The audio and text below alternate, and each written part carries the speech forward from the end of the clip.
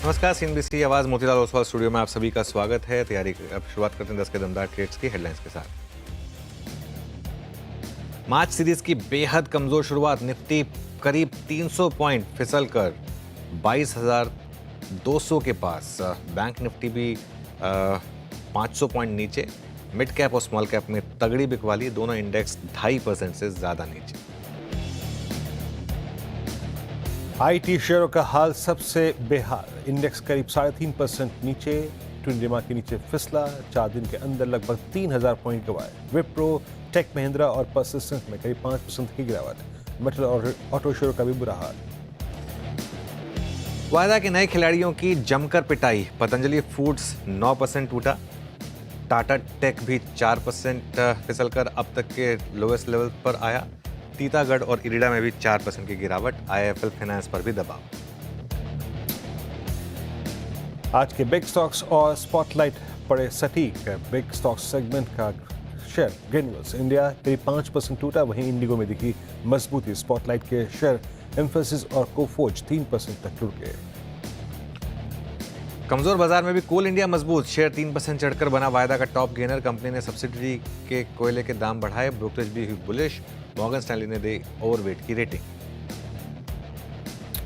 और 1987 बैच के आईएएस अधिकारी तुहिन कांत पांडे होंगे सेबी के नए चेयरमैन।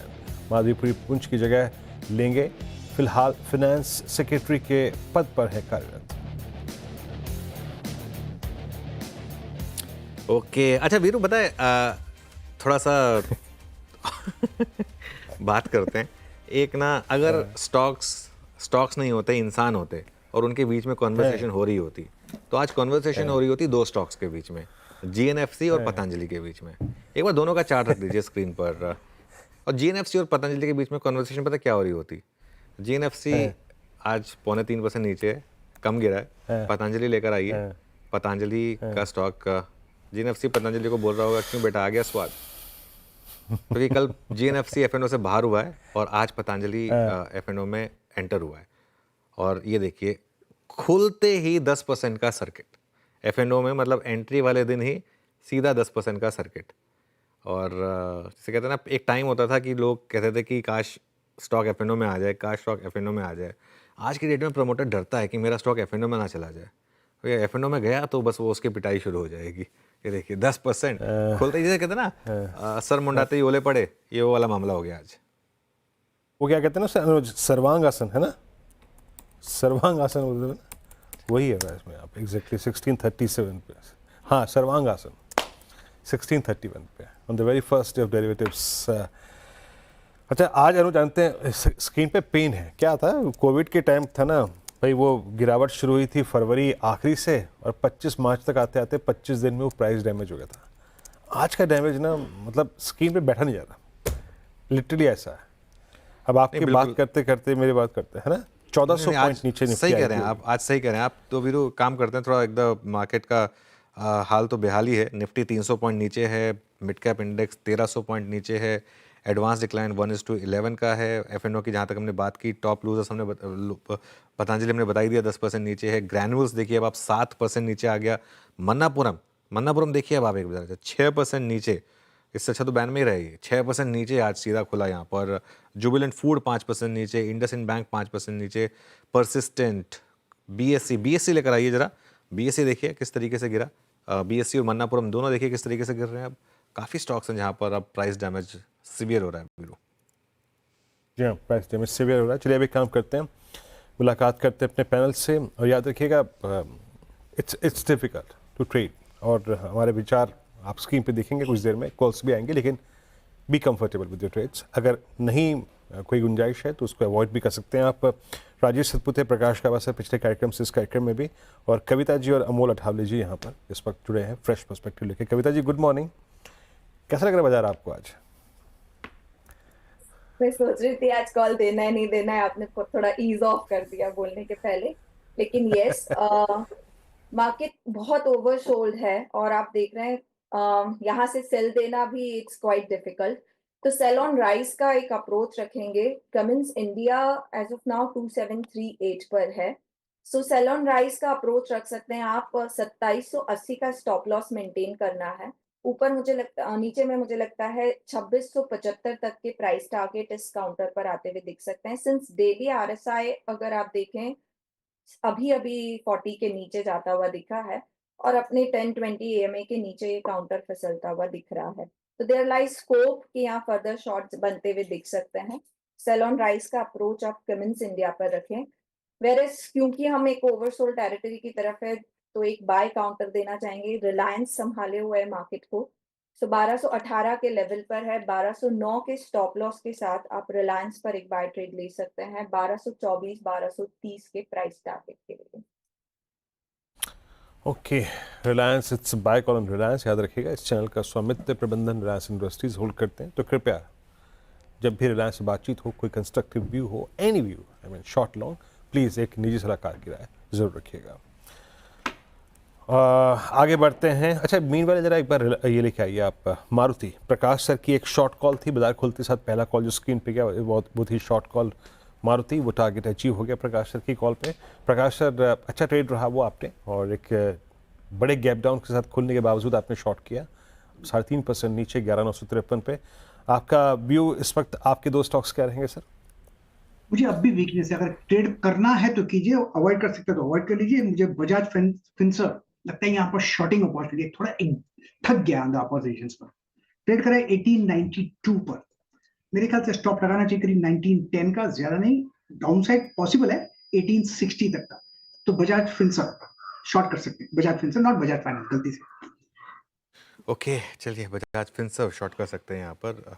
एक पॉकेट B2 जो बची हुई थी अब तक, वहाँ पर भी वीकनेस आनी शुरू हो गई है। राजेश जी, आपकी दो ट्रेड्स? जी देखिए, मैं एक ही ट्रेड दूंगा, सेल साइड का ट्रेड होगा और वो रहेगा Exide industries. Symmetrical triangle formation का ब्रेकडाउन हो रहा है और ये जो लेवल था करीबन 360 था, तो बस 360 के स्टॉप लॉस के साथ हम एक्साइड को सेल करेंगे। अगर मैं सही हूँ तो इसका आज का टारगेट होगा 330 का, और प्रोबेबली अगर और घटता है बाजार के सामने तो फिर मुझे लगता है 310 का पोजिशनल टारगेट अनफोल्ड होगा। तो सेल साइड का ट्रेड होगा एक्साइड इंडस्ट्रीज।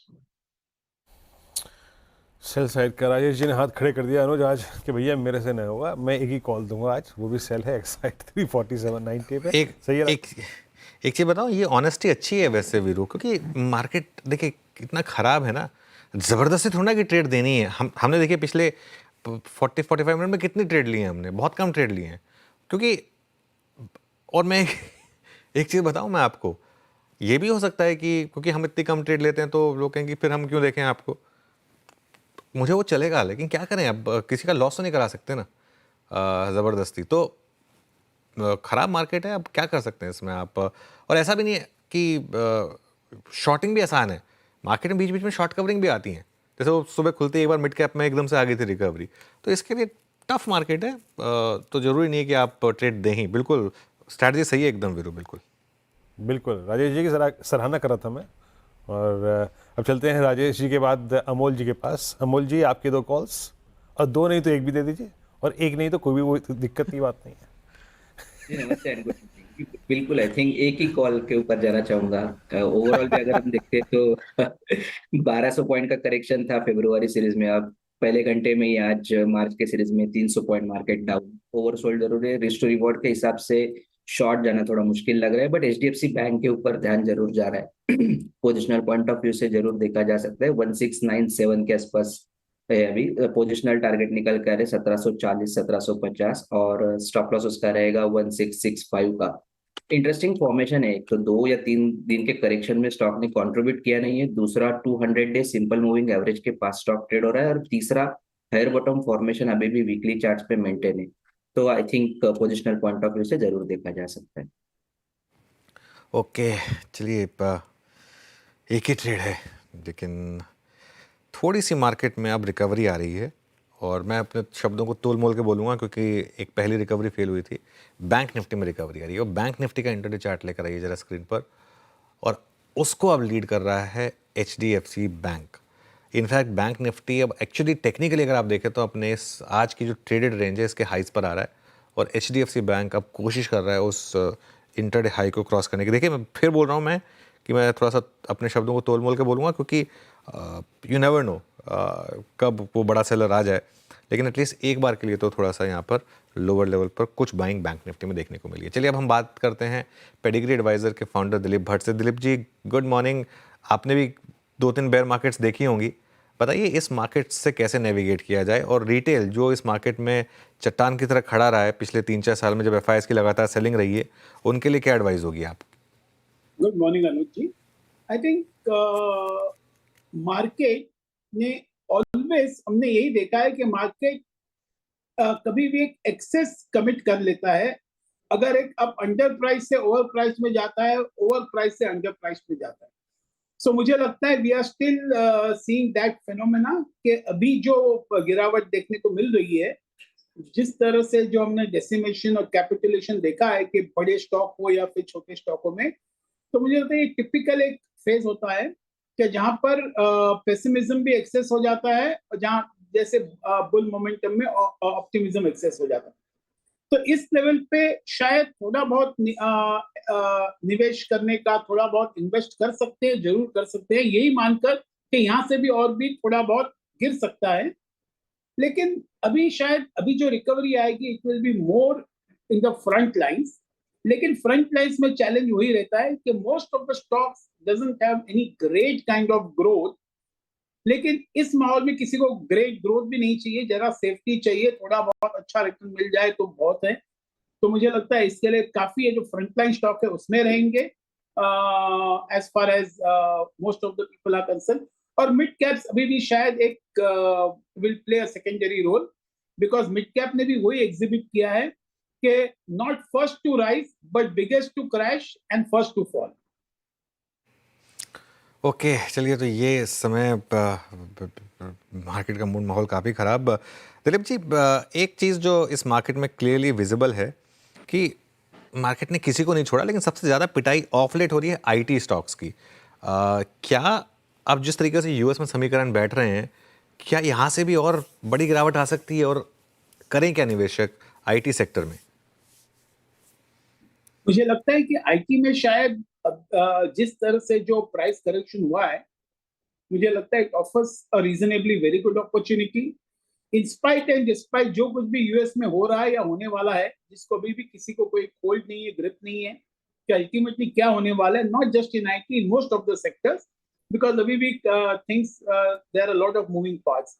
बट मैं ये कहूँगा कि जहां पर आईटी का कंसर्न है वहां पर आप देखें कि उनके पास रीजनेबली गुड फ्री कैश है। अगर हम देखें कि जो कन्वर्जन टू फ्री कैश हो रहा है प्रॉफिट से, वो भी बहुत हाईएस्ट है and reasonable ROE ROC for them. तो मैं यही समझूंगा कि आईटी में थोड़ा बहुत इन्वेस्ट करना चाहिए from the current level, at least from the point of view of giving the defence to your portfolio.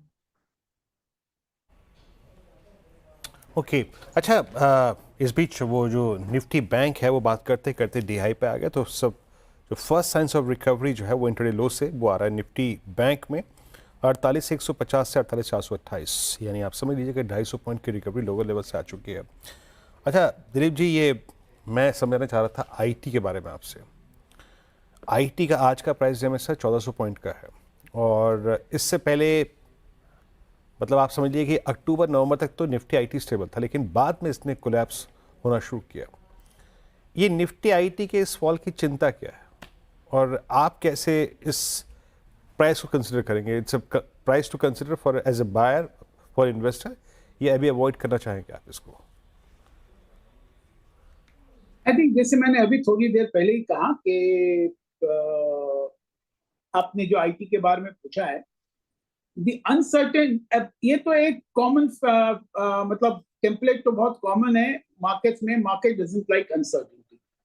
और आईटी में भी जिस तरह से अनसर्टेनिटी बना हुआ था और जिस तरह से थोड़े बहुत प्राइसेस भी अच्छे खासे इन एन ओवरऑल मार्केट जो खड़े हुए थे, मुझे लगता है कि शायद that also gave way for a good correction for profit booking. और जैसे कि मैं यही समझूंगा कि अभी भी आईटी में क्या होने वाला है, it is still a lot of uncertainties there.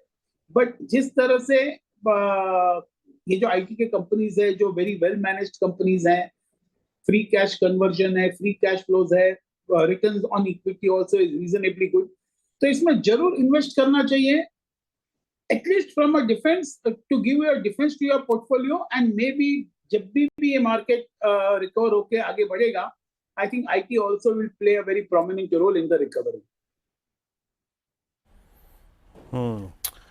Okay, ये हो गई बात निफ्टी आईटी की, और मेरे ख्याल से मेरा प्रश्न एक बार रिपीट भी हो गया, लेकिन एक बार आते हैं कुछ और पॉकेट्स पे जहाँ पे डिस्ट्रक्शन काफ़ी हुआ है. दिलीप सर, आप कैपिटल गुड्स को लेके आइए, आप सिमेंस को देखिए, एबीबी को देखिए, एलएनटी को देखिए, और मिड कैप्स में तो और भी डिस्ट्रक्शन हुए हैं. अभी कैपिटल गुड्स को कंसिडर करना चाहिए या फिर अभी प्राइस डैमेज और पॉसिबल है यहाँ पर? एक तो ये बात जरूर है कि जितने भी हाई पी स्टॉक थे वो हाई पी स्टॉक पर जरूर एक अच्छी तरह से पिट दिया है मार्केट ने, और अच्छी तरह से करेक्शन भी आ गया है. पहले तो यही मैं मानता हूं कि अगर आप सीमेंस ले लो, एबीबी ले लो, या फिर हिताची एनर्जी ले लो, आप जी ले लो, स्नाइडर ले लो, सब बहुत, I think P wise they are one of the highest. और जहां तक हम कैपेक्स देखें, हमने देखा कि पिछले साल जो 24-25 में, इस साल में कैपेक्स कुछ खास हुआ नहीं, जिसकी वजह से हमारी जीडीपी ग्रोथ भी नहीं आई. और ये जो नया बजट आया उसमें भी कोई खास कैपेक्स का फोकस नहीं है. तो मुझे लगता है शायद ये सेक्टर यहीं पर पड़ा रहेगा, शायद साइडवेज मूवमेंट रहेगा, क्योंकि यहाँ पर अभी भी stocks are not very cheap. और एक होप बनाए रखना कि शायद ये हो जाएगा तो भी शायद थोड़ा बहुत पी वापस आ जाए, लेकिन यहाँ से whether one should buy them, no, I'm not so sure on that. Okay, चलिए अब कुछ और स्टॉक्स देखते हैं जहाँ पर इस समय मूव्स ठीक ठाक आ रहे हैं. जैसे बिरू ने कहा कि एटलीस्ट कुछ साइंस ऑफ रिकवरी यहाँ पर विजिबल है. एक बार आप रिलायंस का चार्ट लेकर आइए जरा इंटरडे में, और रिलायंस अब कोशिश कर रहा है निफ्टी को संभालने की. डे हाई के करीब रिलायंस आता हुआ. HDFC bank already day high पर है, तो एटलीस्ट दो बड़े स्टॉक्स वो डे हाई पर आ रहे हैं. यहाँ पर थोड़ा सा मोमेंटम आपको बिल्ड होगा, होता हुआ दिखाई देगा. दिलीप जी, कल बड़ा एक्सीडेंट हुआ था केबल और वायर स्टॉक्स में. आप देखिए पॉलीकैब, KEI, RR काबिल, हेवेल्स, ये सब स्टॉक्स में बहुत भयंकर पिटाई. 1800 करोड़ की अल्ट्राटेक इन्वेस्टमेंट कर रहा है और 50,000 करोड़ का मार्केट कैप साफ हो गया यहाँ पर. ये क्या मौके दे रहा है स्टॉक्स? आज अच्छा बाउंस बैक है कुछ स्टॉक्स में. अनुज जी देखिए, जरूर एक तो ये बेयर मार्केट है, और किसी को कुछ एक रीजन भी चाहिए था कि जरा हाई पी स्टॉक्स और थोड़े जरा स्टॉक्स जो बहुत अच्छे चल गए उसको जरा एक करेक्ट कर ले, प्रॉफिट बुक कर ले. ये तो एक बात हो गई. लेकिन दूसरी बात ये भी समझना चाहिए कि अगर हमने देखा था कि पेंट इंडस्ट्री में भी जब ग्रासिम ने 10,000 करोड़ का इन्वेस्टमेंट के बारे में बात किया था, तभी सबको लगा बहुत अर्ली साइंस है. लेकिन हम आज देख रहे हैं शायद 1-1.5 साल के बाद कि किस तरह से पेंट इंडस्ट्री को इस ग्रासिम और JSW के शेयरों में एंटायर पेंट इंडस्ट्री का पी करेक्शन हो गया. मुझे लगता है इसी एनालॉजी को मैं कंपेयर करूंगा कि जैसे अल्ट्राटेक अगर एक 1800 करोड़ का कैपेक्स करने वाला है तो शायद इसका इंपैक्ट आएगा, लेकिन बहुत अर्ली स्टेज है. लेकिन मार्केट कब इसको डिस्काउंट करती है वो तो शायद anybody can make a guess. Maybe थोड़ा बाउंस बैक आएगा, लेकिन जिस तरह से अल्ट्राटेक स्पेंड करेगी, मुझे लगता है और एक फॉर्मेडेबल प्लेयर आ जाएगा. तो थोड़ा बहुत जो करेक्शन हुआ है और भी शायद थोड़ा करेक्शन हो जाए इन द लॉन्ग रन, तो कोई नई बात नहीं होगी. I won't be in a hurry to commit in this particular industry at the moment. Okay, क्या इंडस्ट्रीज यहाँ पे आपका भी हो गया. चलिए एक दो स्पेस को और यहाँ पे कंसिडर कर लेते हैं जहाँ पे थोड़ा पेन बड़ा था. मैंने एक आईटी की बात करी, मैंने एक कैपिटल गुड्स की बात करी, फिर आते हैं रियल स्टेट पे. और रियल स्टेट सर जब अपने साथ क्रैक हुआ, हालांकि आपने KAA पे व्यू रखा, ये जो इक्विटी मार्केट की वेल्थ होती है ऑलमोस्ट उसको चेस करती है रियल स्टेट को.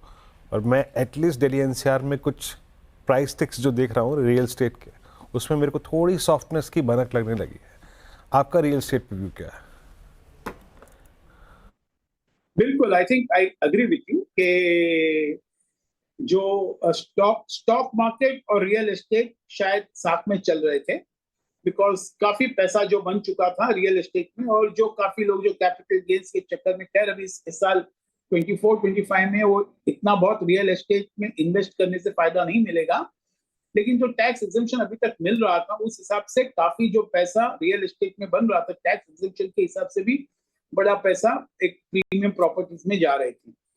और जिस तरह से मार्केट ने करेक्शन दिया है, सर्टेनली आई थिंक इसके इम्पैक्ट जरूर रियल एस्टेट में आएंगे। मैं यही मानता हूँ not just in real estate but across in so many industries we will get to see, because जो छोटे मोटे इन्वेस्टर्स थे जो जिन्होंने अपना पैसा लगाया हुआ था मे बी शायद बिजनेस से निकाल के, और अभी जिस तरह से मार्केट पिट गया है तो मुझे लगता है शायद उनमें भी इम्पैक्ट है। बट रियल एस्टेट में यस, आई थिंक जो लो कॉस्ट हाउसिंग थे उसमें इतना बहुत ग्रोथ नहीं था, growth was in the premium property, और ये सेगमेंट जरूर इम्पैक्ट कर जाएगा आने वाले महीनों में।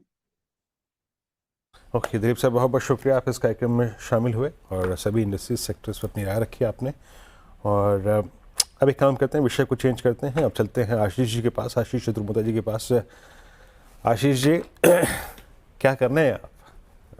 अब पेन थोड़ा सा जो है ना वो बढ़ रहा है, तो एक सवाल मैं आप पूछूंगा अभी कि जब कल रोल ओवर्स हो रहे थे, हम नई सीरीज़ में आ रहे थे, एक फीलिंग ये आ रही थी कि भाई बैंक्स और एनबीएफसीज जो हैं वो शायद यहाँ से बेटर प्राइस परफॉर्मेंस दें। आपको भी वो कुछ हर्ट लग रहा है क्या कि बैंक्स आज की इंटरडे रिकवरी में भी बैंक्स ने सबसे पहले पार्टिसिपेट किया? बैंक्स और एनबीएफसीज, क्योंकि आप डेरिवेटिव्स के स्टैट्स भी देखते हैं, जो स्टैट्स कैरी कर रहे हैं अपने साथ मार्च के लिए, क्या भी बन रहा है? Good morning Virendra. तो बिल्कुल आपने सही कहा कि और हम भी ये बात काफी समय से चर्चा कर रहे हैं कि जो ओवरवेट पोजीशंस है वो कहीं ना कहीं एनबीएफसी और बैंक्स, फाइनेंशियल इंस्टीट्यूशंस इन पे होनी चाहिए, क्योंकि एक वैल्यूएशन की कंफर्ट इनमें काफी अच्छी है। आज भी आप देखेंगे पूरा जो प्राइवेट बैंकिंग बास्केट है वो आपको आज 2.2 टाइम प्राइस टू बुक पे फॉरवर्ड बेसिस पे मिल रहा है, जो कि बहुत ही रीजनेबली वैल्यूड है। सेकंड, यहाँ पर पे क्रेडिट ग्रोथ कंपैरेटिवली बेटर आया, और तीसरा जो एसेट क्वालिटी है वो काफी स्ट्रांग है। आप चाहे इनके स्लिपेजेस देखिए, आप इनके एनपीए के नंबर्स देखिए, वो बहुत ही वेल कंट्रोल्ड है। दूसरी बात, अब एक जो मार्केट डायनामिक्स जिसको हम कहते हैं वो काफी सपोर्टिव है। जैसे कि अभी आरबीआई ने नई जो रिस्क वेट को कम करने की बात की, तो वो कहीं ना कहीं बैंक्स के लिए एक अच्छा एनवायरनमेंट क्रिएट करेगा, क्रेडिट अपॉर्चुनिटीज क्रिएट करेगा to lend to the NBFCs, और एनबीएफसीज को जो एक फंडिंग चैलेंजेस आ रहे थे वो भी कहीं ना कहीं इससे काफी सॉल्व होंगे। दूसरा, क्वालिटी एनबीएफसीज जहां पर पे हमें लगता है कि एक तो ये फंडिंग का प्रॉब्लम सॉल्व होगा, दूसरा क्रेडिट ग्रोथ वहां पर पे अच्छी है, और जिस तरह से वेल डाइवर्सिफिकेशन कुछ अच्छी कंपनीज ने किया है, जैसे कि आज अगर से हम बजाज फिंस की बात करें तो कंज्यूमर फाइनेंस में उनका एक मार्केट लीडरशिप है, पर अगर से हम चोला की बात करें तो वो काफी वेल डाइवर्सिफाई हो रहे हैं अपने जो सीवी सेगमेंट से। अब कहीं ना कहीं उनका जो दूसरे सेगमेंट से उसके अंदर में बुक्स काफी वेल डाइवर्सिफाई हो रही है, और वैल्यूएशन की कंफर्ट काफी अच्छी है। तो मुझे लगता है कि मनी जो है उसको चेस करेगा, इन क्वालिटी फ्रेंचाइजीज को चेस करेगा, और यहाँ पर पे एक सिग्निफिकेंट ओवरवेट होने की मुझे लगता है मार्केट में एज अ पोर्टफोलियो लेवल काफी जरूरत है। चलिए, तो ये इस समय डाइवर्सिफाई करने की ज़रूरत है।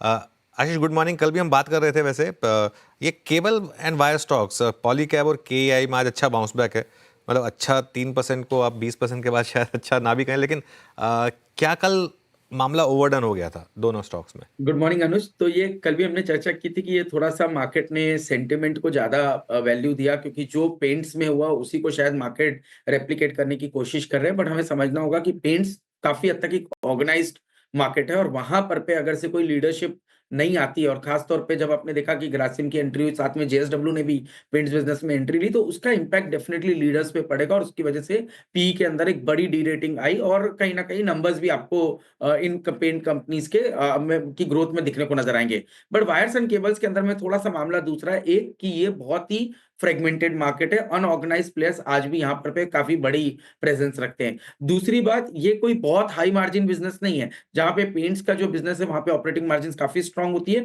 जबकि आप एक वायर एंड केबल की कंपनी देखें, चाहे केआई की बात करें तो 10.5 से 11% की ऑपरेटिंग मार्जिन है, पॉलीकैब की देखेंगे तो 12 से 13% की ऑपरेटिंग मार्जिन है। तो ये बहुत ज्यादा ऑपरेटिंग मार्जिन का बिजनेस है नहीं, और यहाँ पर पे अगर से कॉम्पिटिटिव इंटेंसिटी आती है तो वहां पर पे जो आने वाला प्लेयर है उसको भी वो कहीं ना कहीं उसके पास एक बहुत बड़ा प्राइसिंग पावर नहीं है। तो ऐसे समय में मुझे लगता है कि बहुत बड़ा इंपैक्ट इंडस्ट्री के अंदर में नहीं आएगा। तीसरा, ये इंडस्ट्री 16-17% की ग्रोथ दिखा रही है, तो सबसे मेन बात है कि इंडस्ट्री की ग्रोथ काफी स्ट्रांग है, और ये जो कैपेसिटी अल्ट्राटेक लाने वाला है उसको आने में भी 3 से 4 साल लगेंगे।